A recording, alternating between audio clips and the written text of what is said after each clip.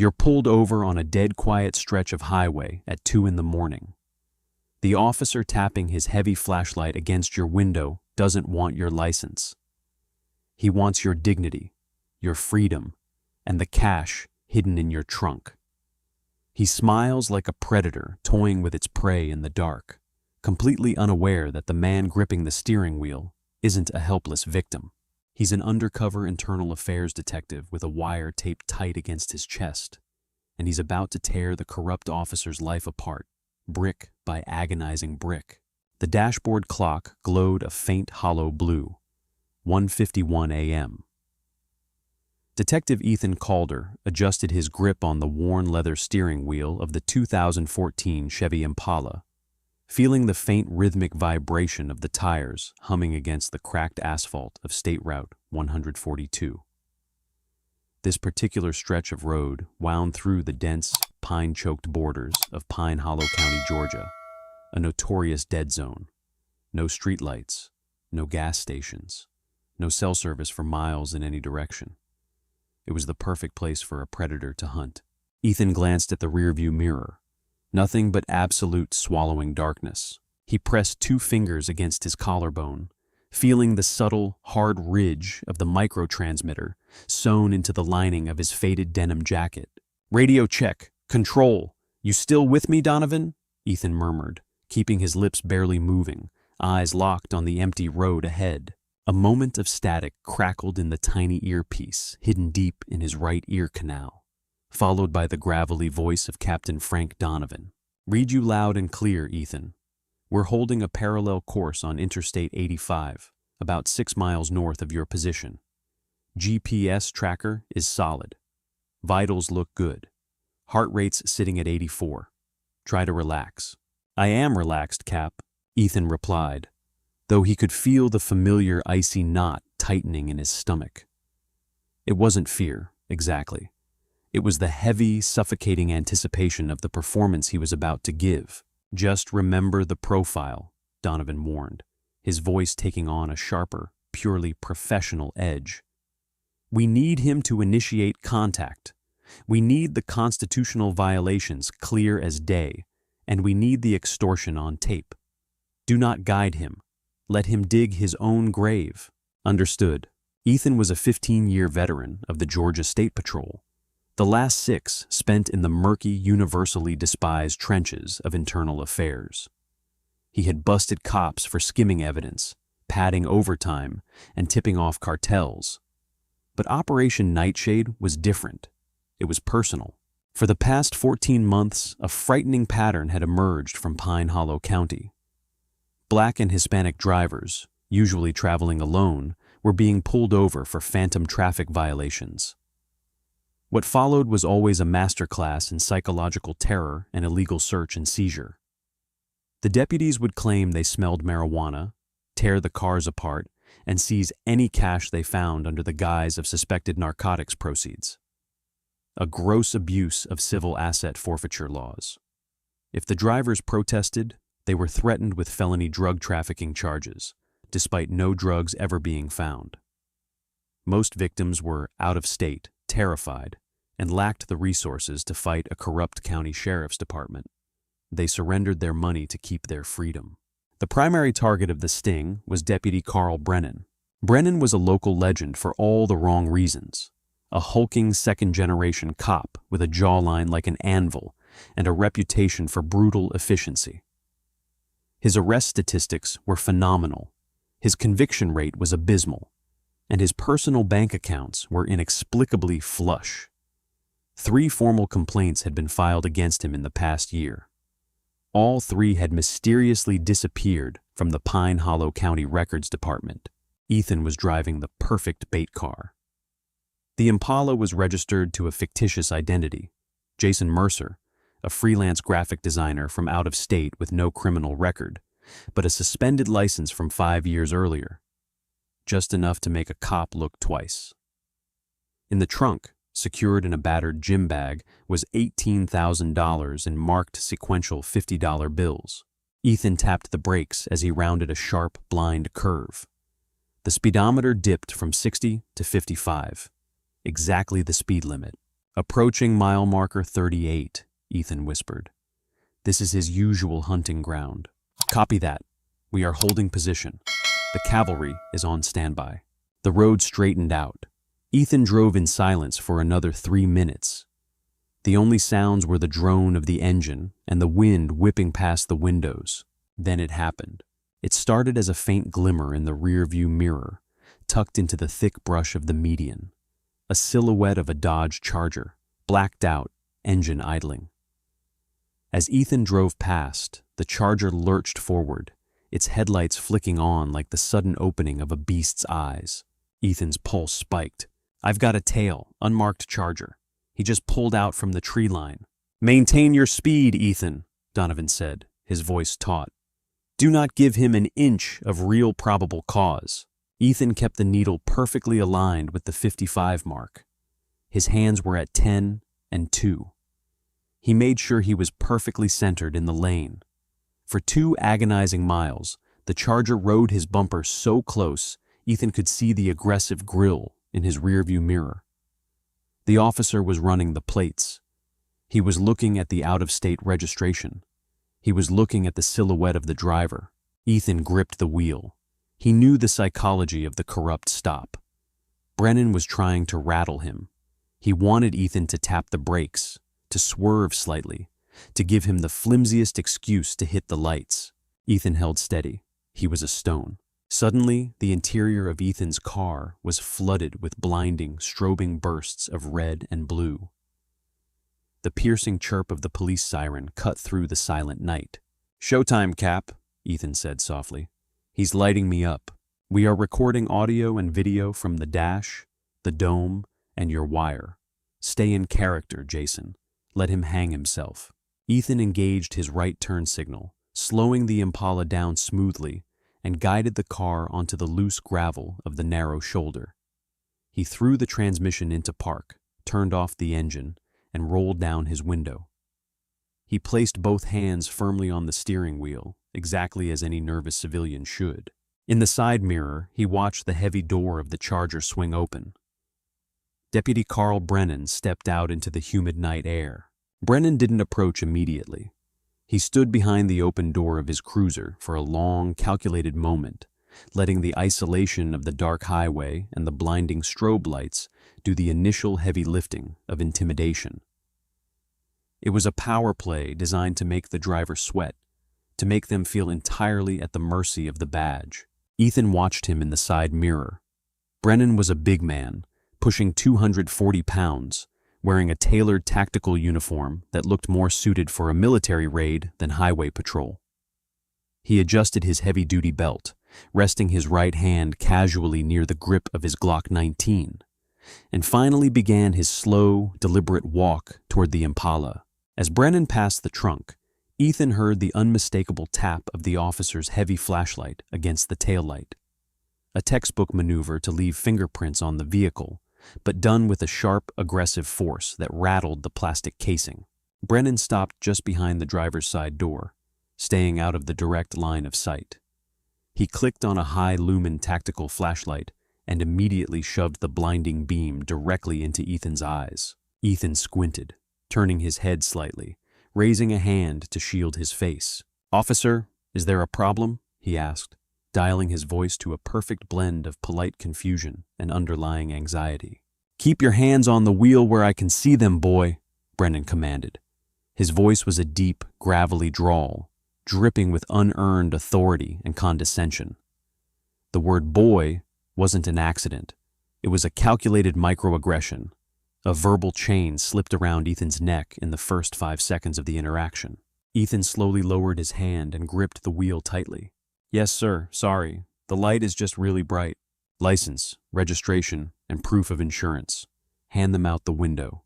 Slowly, Ethan reached methodically toward the sun visor, retrieving the fake documents prepared by the FBI and IA tech teams.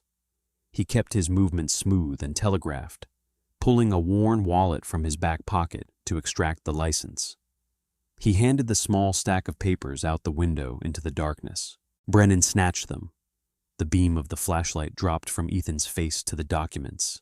"Jason Mercer," Brennan read aloud. chewing on the name as if tasting it for impurities. "You're a long way from home, Jason. What brings you to Pine Hollow County at 2 in the morning?"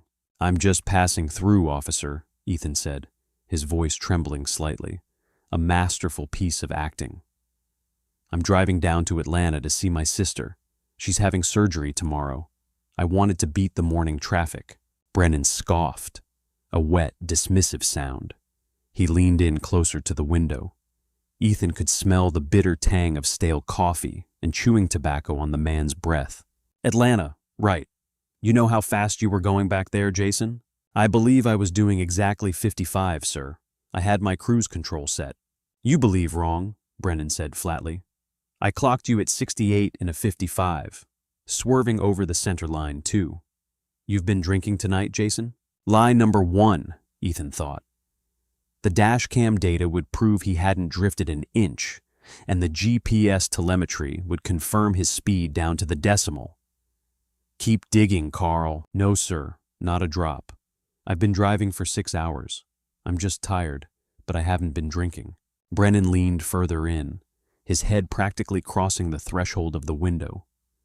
He took a long, exaggerated sniff of the interior air.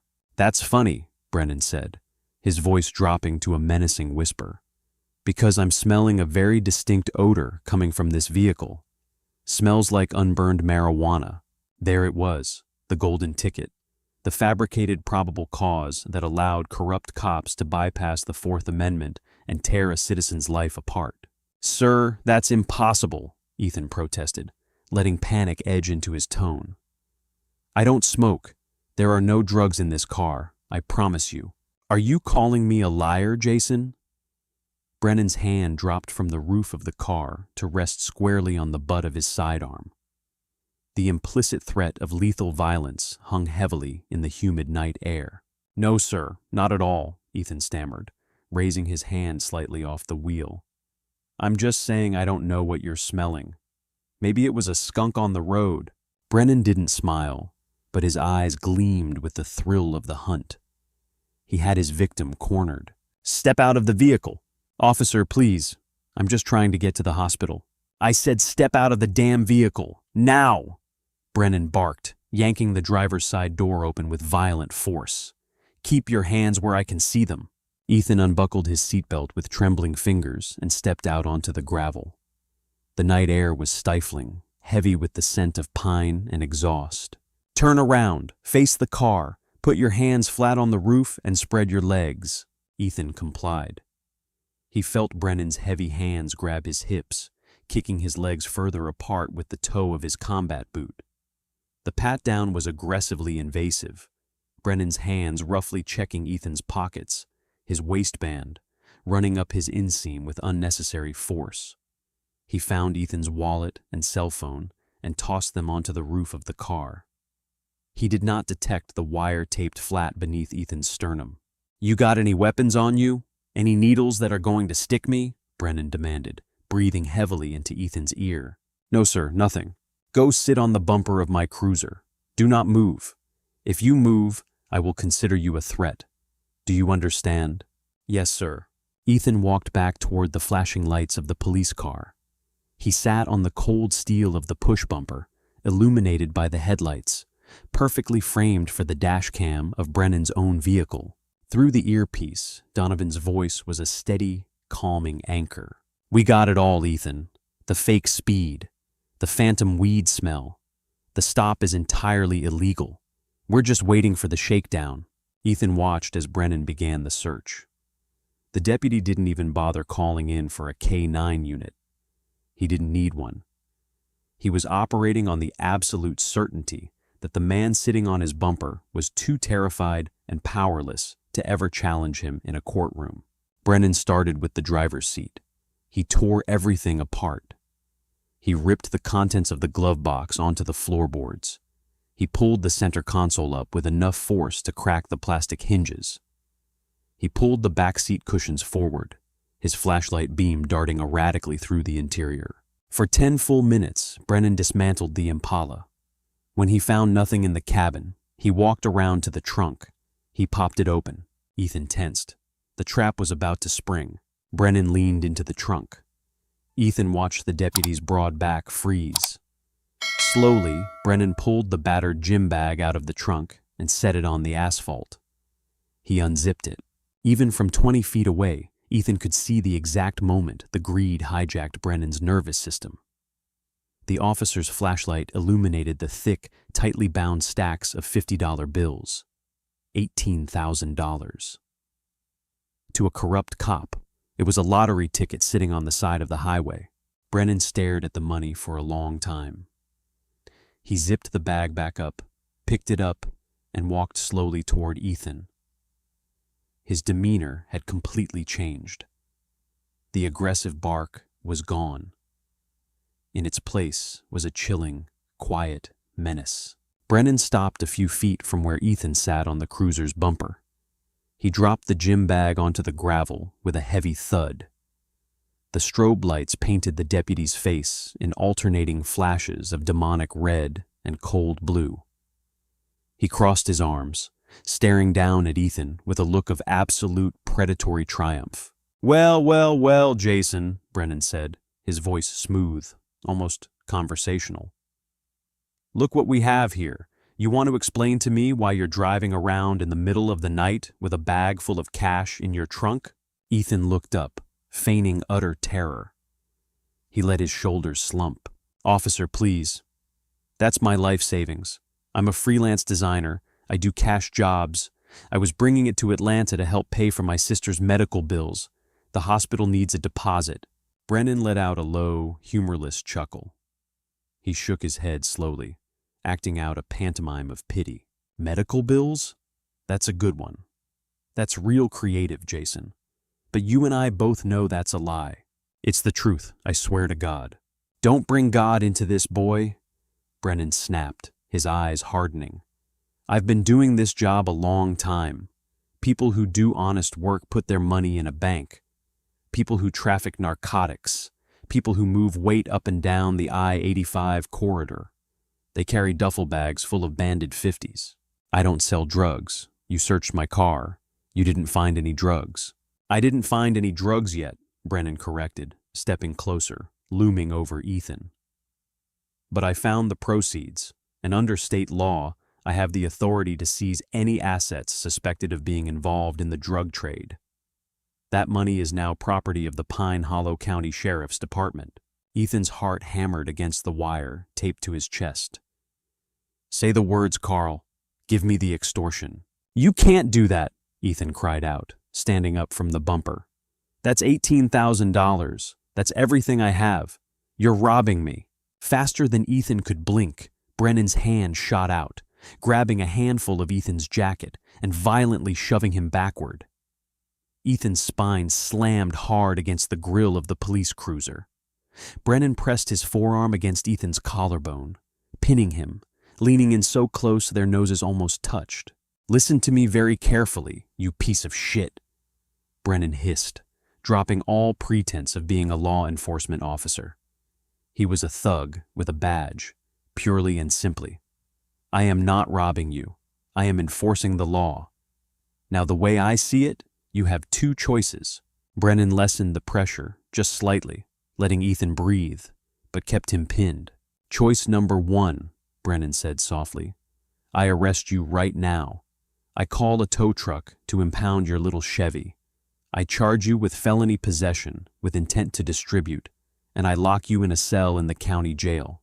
A guy like you, out of state, no connections, you'll sit in central lockup for 6 months before you even see a judge. Your car will be auctioned off, and you will never see a dime of this money again. Ever."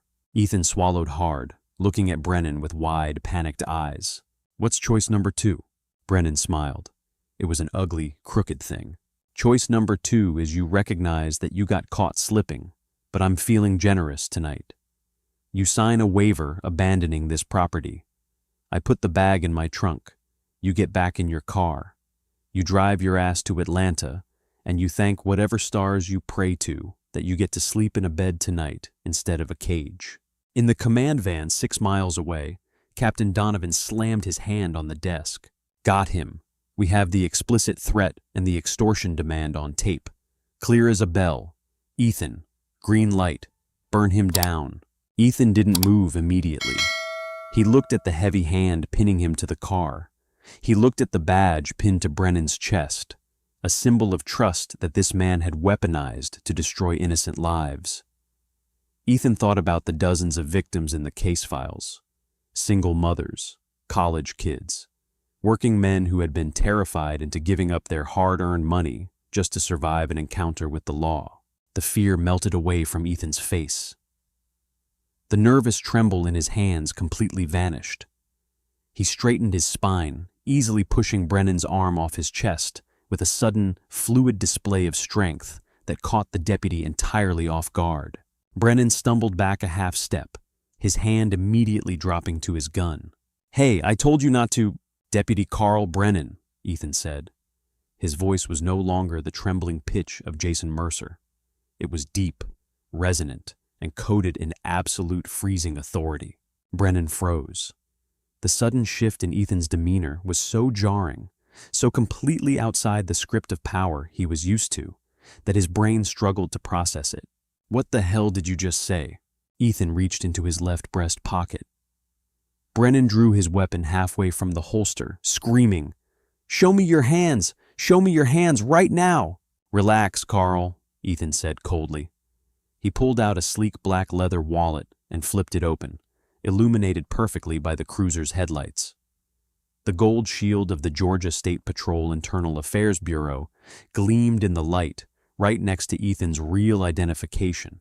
"Detective Ethan Calder, State Patrol Internal Affairs," Ethan announced, his voice slicing through the humid night air like a scalpel. "You're done." Brennan stared at the badge. All the color drained from his face, leaving him a sickening shade of gray. His jaw went slack. The heavy Glock remained half-drawn in his holster, his hand trembling uncontrollably. What is this?" Brennan stammered, his eyes darting frantically between the badge and Ethan's face. The arrogant predator from 10 seconds ago was gone, replaced by a terrified animal who had just realized the trap had snapped shut. "This is the end of the line," Ethan said, stepping forward, forcing Brennan to take another step back. "Every word you've said for the last 20 minutes has been recorded. The illegal stop, the fabricated probable cause, the assault, the extortion. We have it all on a wire, and we have it on your own dash cam." Brennan's chest heaved. Panic was setting in, thick and suffocating. "Now listen here, detective. This is a misunderstanding. I was testing you. We got a lot of drug traffic." "Save it for the federal prosecutor, Carl," Ethan interrupted. He reached up and tapped the hidden earpiece. "Captain, target is secure. Bring the cavalry." Less than 5 seconds later, the dark horizon of the highway lit up. From both the north and the south, a swarm of headlights appeared. The wail of multiple sirens shattered the silence of Route 142 as 4 unmarked SUVs and 3 marked state trooper cruisers descended on the scene, surrounding Brennan's vehicle and boxing him in completely. Brennan looked around at the flashing lights closing in on him. His empire of dirt was crumbling before his eyes. He looked back at Ethan, his eyes wide and pleading. "Please," Brennan whispered, a pathetic crack in his voice. "I have a family. I have a pension." Ethan looked at the man, feeling absolutely zero pity. "So did the people you robbed," Ethan said softly. "Turn around and put your hands behind your back." The heavy thud of combat boots hitting the asphalt echoed like a drumline as heavily armed state troopers swarmed the isolated stretch of Route 142. They moved with absolute surgical precision. The flashing red and blue strobes painted the towering pine trees in chaotic bursts of light, transforming the dark highway into a massive, undeniable crime scene. Deputy Carl Brennan stood frozen, his hands hovering awkwardly near his waist. The predatory swagger that had defined him just moments ago was entirely gone. He was a deflated balloon, his chest heaving under the weight of his tactical vest as reality crashed down on him. "Hands behind your back, Carl! Interlock your fingers!" shouted a state trooper, stepping into Brennan's personal space with a drawn weapon. Brennan offered zero resistance. He turned around slowly, interlacing his thick fingers behind his head. The harsh metallic ratchet of the steel handcuffs snapping tightly around his wrists sounded like the slamming of a prison door. Ethan stood near the Impala, watching the scene unfold as he peeled the false mustache and thick glasses off his face, tossing them onto the driver's seat. He took a deep breath, the adrenaline slowly receding from his bloodstream, leaving behind a cold, sharp focus. A black Chevy Tahoe rolled up onto the shoulder, parking at a sharp angle. Captain Frank Donovan stepped out. Donovan was a man carved from granite, 30 years on the force, with silver hair cropped close to his scalp and a face lined with the stress of policing the police. He walked past the detained deputy without giving him a single glance and approached Ethan. "Clean operation, Ethan," Donovan said, extending a hand. Ethan shook it, rubbing his chest where the hidden wire was still taped tightly to his skin. He followed the profile perfectly, Cap. He didn't even hesitate. Soon as he saw the cash, the badge went right out the window. Donovan nodded grimly, looking over his shoulder at the gym bag of marked bills sitting on the gravel. "Secure the bait money. Have the tech team pull the dash cam from his cruiser immediately. I don't want a single gigabyte of data getting accidentally corrupted by Pine Hollow County's dispatch servers." As a pair of troopers began patting Brennan down for secondary weapons, the disgraced deputy suddenly found his voice. "Captain Donovan! Captain, listen to me!" Brennan shouted, his voice cracking with desperation. "This is a setup. You're stepping on toes you don't want to step on. Pine Hollow County is out of your jurisdiction for internal audits." Donovan slowly turned around and walked over to where Brennan was being held against the side of a cruiser. The captain leaned in close, his voice barely above a whisper, but laced with absolute venom. "You don't have jurisdiction anymore, Brennan," Donovan said coldly. "You aren't a police officer. You're a federal suspect. And as for stepping on toes, we brought the FBI Civil Rights Division in on this 2 weeks ago. In fact, we've already handed over the files of the last 12 out-of-state drivers you extorted to the Equal Justice Initiative. The civil suits alone are going to bankrupt your entire department." Brennan's eyes widened. He knew exactly what that meant. This wasn't just an internal reprimand or a quiet resignation. This was a national scandal. This was federal prison. I want my union rep," Brennan stammered, looking down at the gravel. "You'll get a phone call when we process you," Donovan replied flatly. "Put him in the transport van. We are taking him to the state barracks in Atlanta. Nobody from Pine Hollow County gets to talk to him." Ethan watched as Brennan was shoved into the back of a heavily armored transport van, the heavy steel doors slamming shut with a satisfying finality. "You think he's acting alone?" Ethan asked, turning back to Donovan. "Not a chance in hell," Donovan said, pulling a cigar from his breast pocket, but not lighting it. "A racket this lucrative, running for this long. There's no way a beat deputy pulls this off without a green light from the top. The rot in this county goes all the way up the ladder, so we squeeze him. We squeeze him until he bursts," Donovan confirmed. "Let's get back to the city. The real work starts in the interrogation room." 2:52 a.m., Georgia State Patrol Headquarters, Internal Affairs Division. The interrogation room was a sterile, unforgiving box. Gray walls.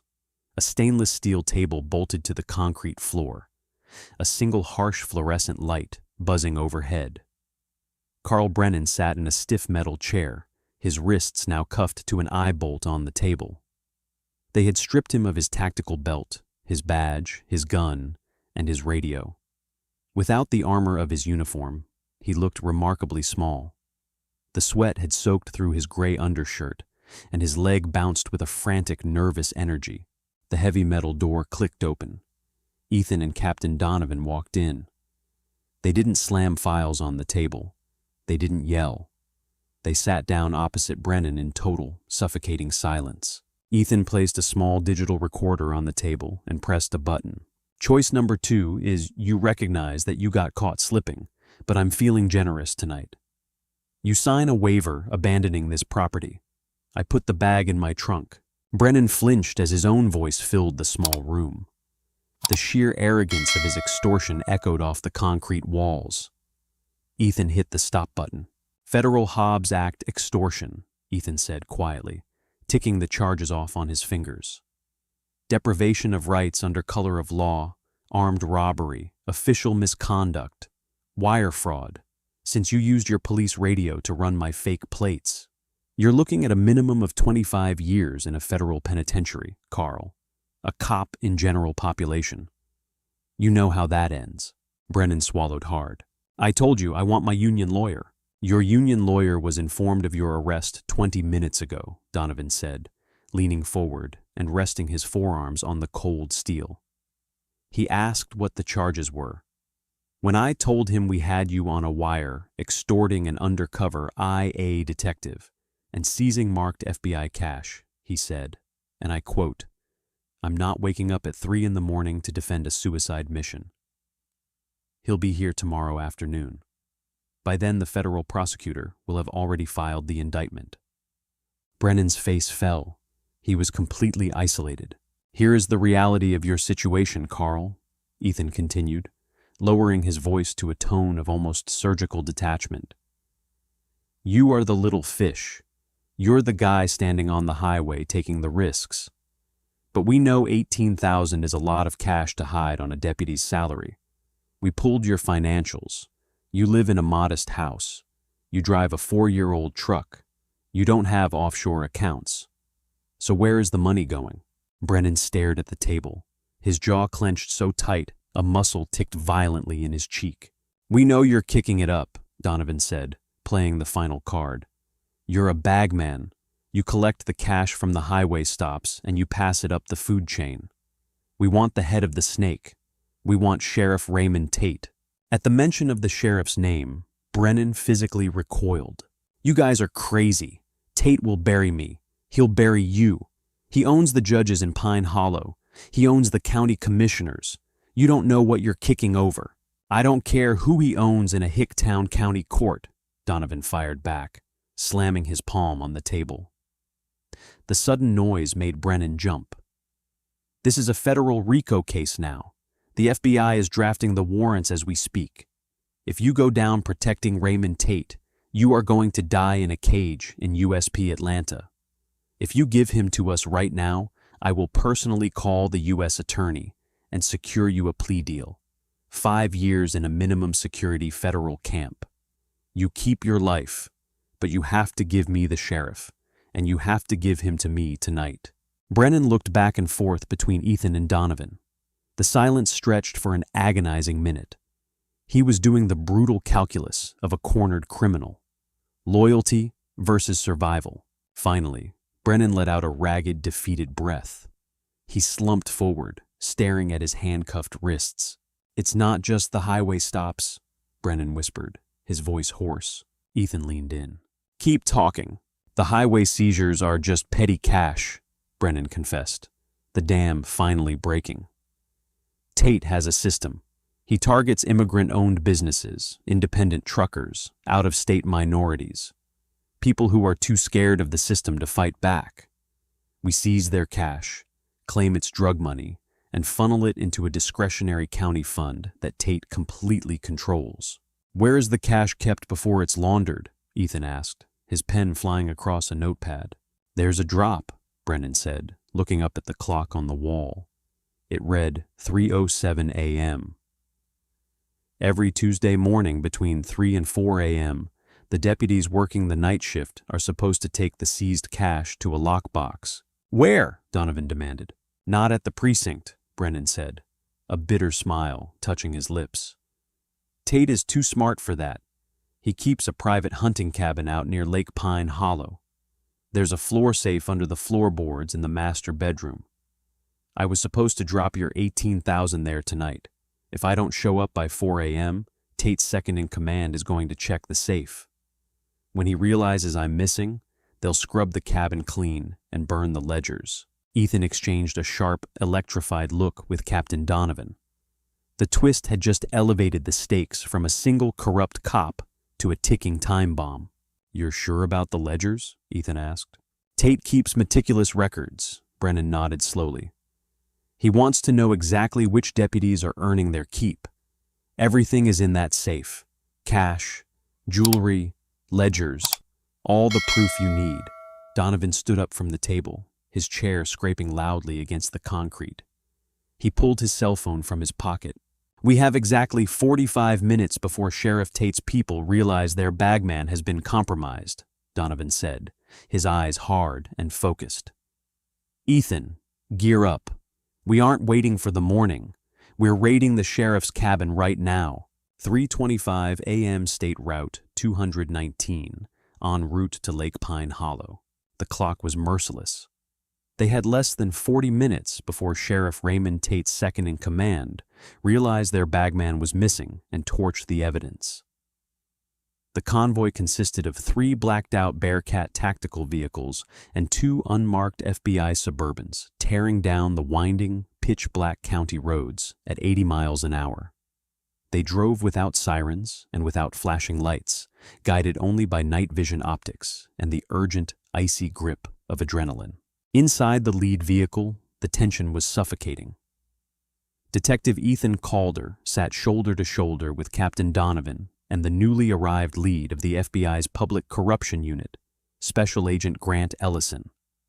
Ellison was a pragmatic, heavy-set man who had dismantled corrupt police precincts from Chicago to New Orleans. He was currently reviewing the drone telemetry on a glowing Panasonic Toughbook. "We have a complication, gentlemen," Ellison announced, his voice vibrating over the hum of the heavy diesel engine. He tapped the screen, pointing to a thermal imaging feed beamed down from an FBI drone hovering silently 2,000 feet above the target area. "Brennan said the drop was supposed to be monitored by Tate's chief deputy," Ellison continued, zooming in on the glowing white silhouette of the hunting cabin. "But the thermal is painting 4 distinct heat signatures inside the main room. And look at the driveway." Ethan leaned over. The infrared camera clearly showed 3 vehicles parked under the thick canopy of oak trees. 2 were standard county-issue Ford Explorers. The third was a massive civilian model Lincoln Navigator. "That Navigator is registered to Raymond Tate," Donovan said, his jaw tightening. "The sheriff is there personally. This isn't just a drop. They're having a board meeting." "It changes the threat matrix," Ellison warned, racking the charging handle of his M4 carbine. "Tate is a paranoid man. If he's awake and meeting this late, they might be armed with more than just their service weapons. We breach fast, we breach hard, and we do not give them a single second to process what's happening." 30 seconds to target," the tactical driver announced over the intercom. Ethan checked the action on his Glock 19. His undercover persona was dead and buried. He was no longer the terrified civilian on the highway. He was the tip of the spear that was about to pierce the heart of Pine Hollow County's darkest secret. The convoy cut its engines entirely as they crested the final hill, coasting on sheer momentum down the dirt access road. The vehicles slid to a halt on the damp pine needles 50 yards from the cabin. The air outside was freezing, heavy with the scent of lake water and decaying wood. Without a word, 12 heavily armed state troopers and FBI SWAT operators poured out of the vehicles. They moved like shadows, a synchronized, lethal tide flowing toward the wooden porch of the cabin. Ethan stacked up on the left side of the heavy oak front door, right behind the breaching operator carrying a 70-pound steel ram. Through the thin glass of the front window, Ethan could hear the low murmur of voices and the clinking of glass. They were drinking, celebrating. Ellison held up 3 fingers, then 2, then 1. Smash! The steel ram struck the door lock with the force of a freight train. The heavy wooden frame splintered instantly, the door flying inward and slamming against the interior wall with a deafening crack.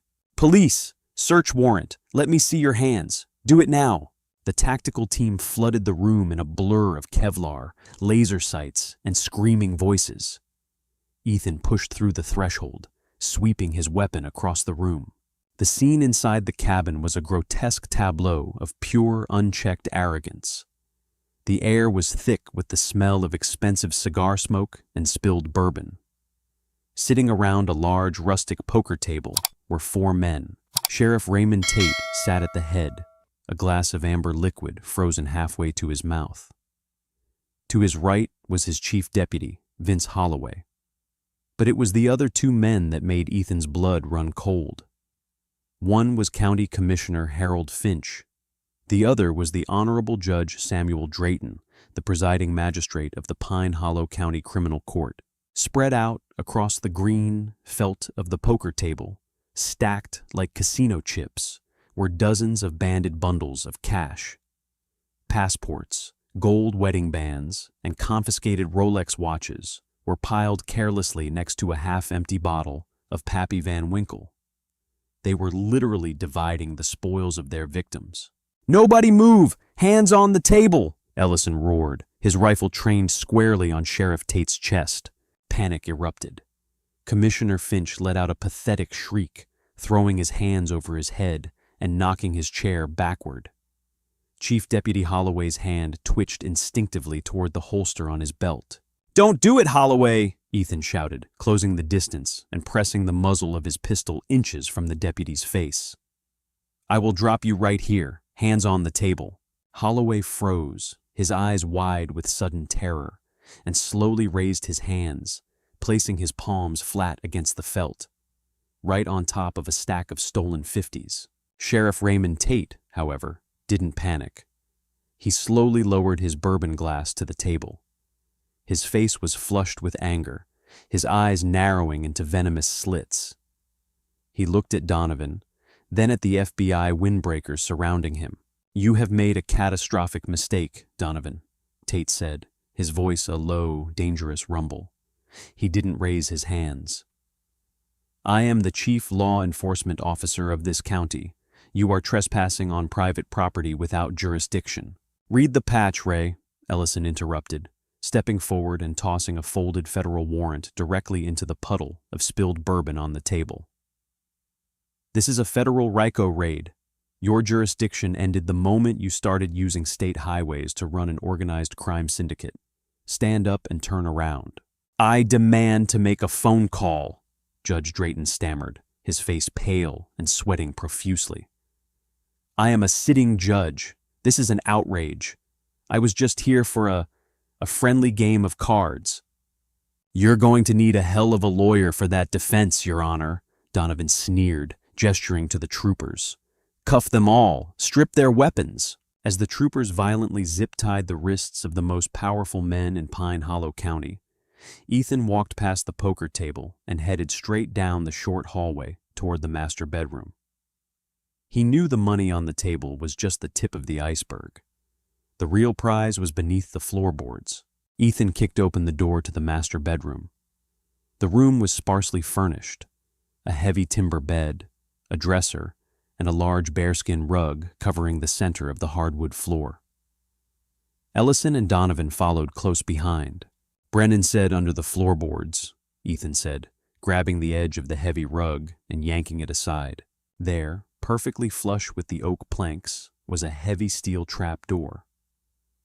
Ethan pulled the recessed handle, revealing a state-of-the-art fireproof floor safe embedded directly into the foundation of the cabin. It had a digital biometric keypad and a traditional combination dial. "Tate isn't going to give up the combination," Donovan muttered, staring down at the steel box. "And a drilling team will take 6 hours to crack it." "Bring Holloway in here," Ellison ordered over his radio. 2 troopers dragged the terrified chief deputy into the bedroom. Holloway was shaking violently, his bravado completely shattered by the reality of the federal raid. Ellison stepped up to the man, leaning in close. "Listen to me very carefully, Vince. You are currently facing charges for armed robbery, extortion, and racketeering. But right now, at this exact second, I need this safe opened. If you open it, I will write in my report that you cooperated with a federal investigation. If you don't, I will personally ensure you get charged with obstruction of justice. And I will make sure the prosecutor asks for a consecutive sentence. You will die in prison. What's the code?" Holloway looked back toward the hallway where Sheriff Tate was screaming profanities at the troopers. Then he looked at the cold, unforgiving face of the FBI agent. The thin blue line was finally breaking. 6, 4, 9, 2, Holloway whispered, his voice cracking. Then turned the dial clockwise to 45. Ethan knelt down. He punched the numbers into the keypad. A green light flashed. He gripped the heavy steel dial, turning it smoothly to the 45 mark. He heard the heavy, satisfying clank of the internal deadbolts retracting. He pulled the heavy steel door open. A collective silence fell over the 3 law enforcement officers in the room. Even Ellison, a hardened veteran of public corruption, let out a slow, sharp breath. The safe wasn't just full, it was overflowing. Stacked neatly in the center were bricks of cash, easily totaling over $250,000. But it was the items surrounding the cash that painted the true, horrifying picture of the cartel's cruelty. There were dozens of Ziploc bags filled with personal belongings. Ethan reached in and pulled one out. It contained a silver crucifix necklace, a worn leather wallet, and a folded photograph of a young Hispanic family. Written on the outside of the bag in black Sharpie was, Rivera, I-85 North, refused to sign waiver. "Look at this," Donovan said softly, pulling out a stack of manila envelopes. They contained vehicle titles. Tate wasn't just stealing their cash. When the drivers couldn't pay the impound fees, he was seizing their cars and signing the titles over. He was stealing their livelihoods. But the most damning piece of evidence sat at the very bottom of the safe. Ethan reached past the cash and pulled out a thick black moleskin notebook. He flipped it open. It was the ledger. Sheriff Tate's meticulous nature was his ultimate undoing. The notebook contained dates, license plate numbers, the names of the deputies who made the stops, and the exact dollar amount seized. But it went deeper. The right-hand column of the pages detailed the payouts. It showed kickbacks to Judge Drayton for rubber stamping the fraudulent asset forfeiture requests. It showed campaign contributions to Commissioner Finch to keep the county auditors away from the sheriff's discretionary fund.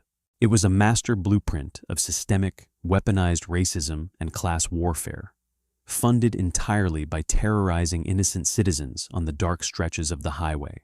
"We got him," Ethan whispered, staring at the pages. "We have every single one of them." "Bag it all," Ellison ordered, his voice echoing with absolute authority. "Every scrap of paper, every dollar, chain of custody starts now." 6:42 a.m. Pine Hollow County Courthouse. The sun finally broke over the horizon, casting long golden shadows across the dew-soaked lawn of the county courthouse. But the morning brought no peace to the corrupt officials of Pine Hollow. Acting on the intelligence gathered from the IA wiretap and the FBI raid, U.S. Attorney Nathan Crowe had already authorized massive sweeping arrest warrants across the county.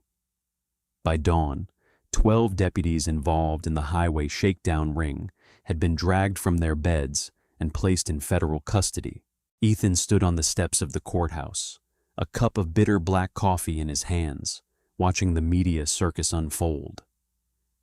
Internal Affairs had quietly tipped off the local news affiliates in Atlanta, and the resulting swarm of satellite trucks and reporters was chaotic. The heavy glass doors of the courthouse swung open. Sheriff Raymond Tate, stripped of his tailored uniform and dressed in a bright orange federal jumpsuit, was led down the steps in handcuffs and leg irons. He kept his head down, desperately trying to hide his face from the blinding flashes of the press cameras. Right behind him, looking thoroughly destroyed, was Judge Samuel Drayton. Ethan took a sip of his coffee. The icy knot in his stomach, the one that had been there since he pulled onto the dark highway 5 hours ago, had finally dissolved. Captain Donovan walked out of the courthouse and stood next to Ethan. "Crowe just called," Donovan said, watching the sheriff being shoved into the back of a transport van. "They're using the ledger to track down the victims. The Equal Justice Initiative is filing an emergency class action injunction. Every dime in that safe and every car sitting in the impound lot is going back to the people it was stolen from. And Brennan? Ethan asked. Squealing like a pig to the feds right now, trying to shave a few years off his sentence. It won't work. Crow is making an example out of all of them. Ethan nodded slowly. He looked out at the highway in the distance, the asphalt shimmering slightly in the early morning light. For years that road had been a hunting ground, a place where the badge was used as a weapon of terror against those who had the least power to fight back. But not tonight. Tonight, the predators had pulled over the wrong car. Ethan tossed his empty coffee cup into a nearby trash can. Come on, Cap, he said, turning back toward their unmarked vehicle. I'm exhausted. Let's go home. The flashing lights of the police cruisers faded into the bright morning sun, leaving behind a county that was finally, truly awake. The chilling reality is that civil asset forfeiture laws are still abused across the country today, turning innocent drivers into victims of highway robbery by the very people sworn to protect them. But as this story shows, no corrupt empire lasts forever when brave men and women decide to hold the powerful accountable. If this intense, real-life inspired takedown kept you on the edge of your seat, smash that like button and share this video to help expose the truth. Don't forget to subscribe and hit the bell icon for more incredible, heart-pounding stories of justice served.